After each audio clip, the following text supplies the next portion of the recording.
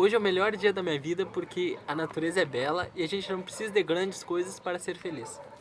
Vamos dando continuidade à questão 14, que fala sobre panteísmo. Deus é um ser distinto? Ou seria, segundo a opinião de alguns, resultante de todas as forças e de todas as inteligências do universo reunida?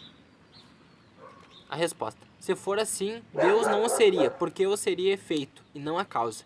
Ele não pode ser ao mesmo tempo um ou outro. Deus existe, não podes duvidar, é o essencial.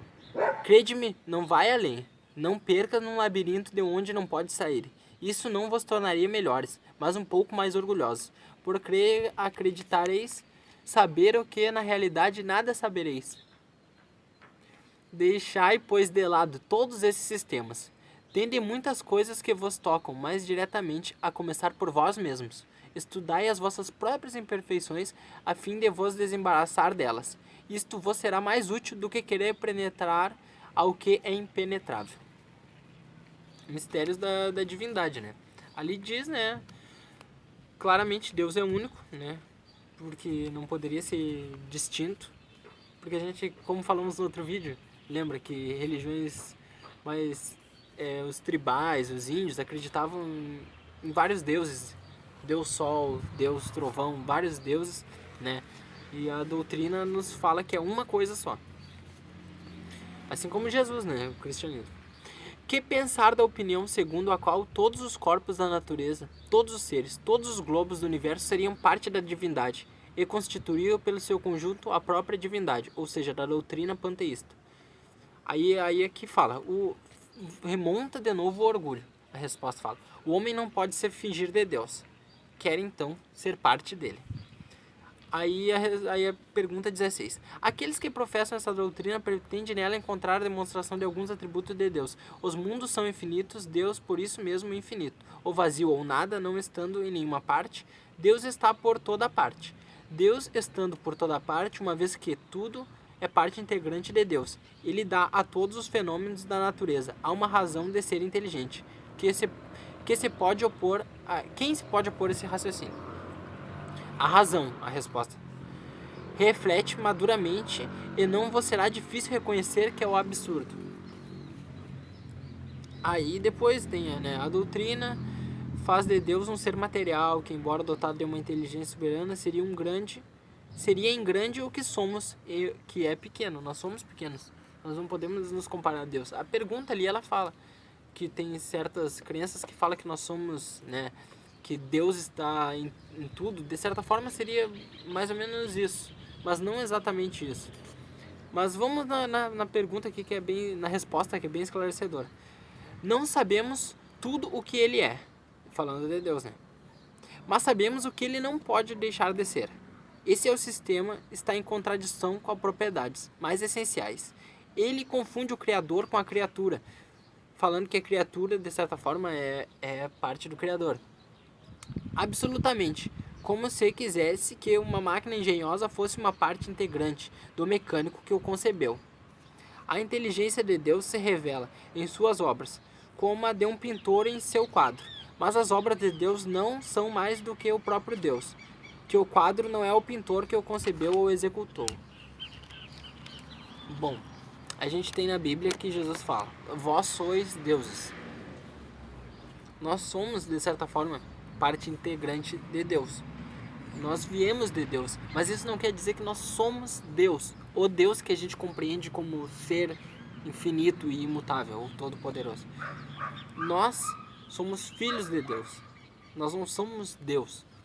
Ali ele assevera, né, bem firmemente isso pela questão do orgulho mesmo, de nós não nos sentirmos superiores, né? Mas, né, a gente compreende que somos parte, né? Nós viemos de Deus, mas nós não somos Deus. É uma questão bem interessante, assim, e embora o que me chama a atenção da doutrina espírita é isso, que ela se não tem resposta, ela não dá, ela não inventa algo, ou simplesmente diz que não temos capacidades, que nem ali tem uma parte que fala que nós, para compreender Deus, nós devemos primeiramente olhar para os nossos defeitos, nossas imperfeições, que são muitas, do que tentar no exterior buscar uma resposta, de como seria Deus e estudar, de certa forma a gente deve estudar, é o que estamos fazendo aqui, né? Mas não se perder nisso. Tem pessoas que eram espíritas, que de certa forma eu conheço um canal de um que eu acompanhei, que ele se transformou, né? Ele contradiz o espiritismo, ele foi espírita e agora ele estuda as falhas do espiritismo. Eu tenho um amigo meu lá do centro espírita que ele fica procurando os defeitos da casa espírita. Ele fica ali, não, porque aquele ali, porque eu sei que não sei o que, porque eu sei que ele não sei o que, aí não sei o que, mas ele vai sempre, né? O que isso vai acrescentar na vida da gente, saber que a pessoa ali, ela tem defeitos, todos sabemos. Mas não, mas é porque ele faz palestra, então tem que ser... A gente sabe que infelizmente não é assim, mas a gente não pode se ater nisso, porque isso é uma forma de as mais más entidades, né? Eu diria ruins, mas menos esclarecidas, elas pegam essa ideia e vão jogando na mente. Que nem esses canais que eu falei, teve um que era anos espírita e aí agora ele se dedica a essas contradições pequenas. Ah, não, dizem que é tal espírito foi não sei o que, mas no outro livro diz que não sei o que. Isso, ao meu ver, é muito raso para a doutrina. Chico Xavier ajudou todos os dias, ele ia lá, tinha aquela ponte que ele ia, doava alimentos, vendeu milhões de livros, nunca fez nada, que nem o Divaldo. O Divaldo tem a Mansão do Caminho, ajuda centenas de crianças, dá almoço tanto para as crianças, tanto para os pais e que necessitam. Muitos nem são espíritas, tem um documentário ali que mostra, tem um pessoal que é evangélico, católico, todos vão lá. Ajudam a todos sem questionar. A gente não pode se ater, como alguns se atêm, a questões pequenas, como... sei lá, vou dar um exemplo, não é um debate que existe, mas poderá existir. Divaldo foi a reencarnação de tal pessoa, foi de X pessoa. Aí um diz que não. A gente não pode se ater a esses detalhes, a gente tem que se ater à essência da doutrina, que é ajudar o próximo, que é a essência de todas as religiões, não só a nossa. E não se ater, mas aquele pastor desviou o verbo, aquele padre... A religião é uma coisa que transcende a nós, seres humanos. Ela é algo acima. A gente não pode fazer essas comparações. É que nem eu entendo que é o que diz ali no livro.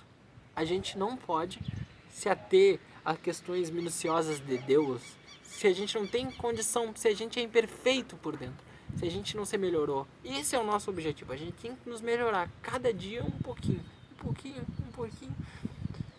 E não se ater nesses pequenos detalhes. E embora a gente esteja estudando, a gente está estudando, a gente tem que estudar, mas isso não pode nos guiar a nossa vida, os pequenos detalhes. A gente tem que se basear nas questões mais amplas, de ajudar o próximo, do nosso íntimo. Nós, dentro de nós temos um universo inteiro e complexo. Nós somos cada pessoa é um mar gigantesco de pontos positivos e negativos a serem trabalhados. E eu queria agradecer a presença de todos. Extrapolei mais de novo 10 minutos, mas eu prometo que eu vou recuperar isso e vou diminuindo o tempo.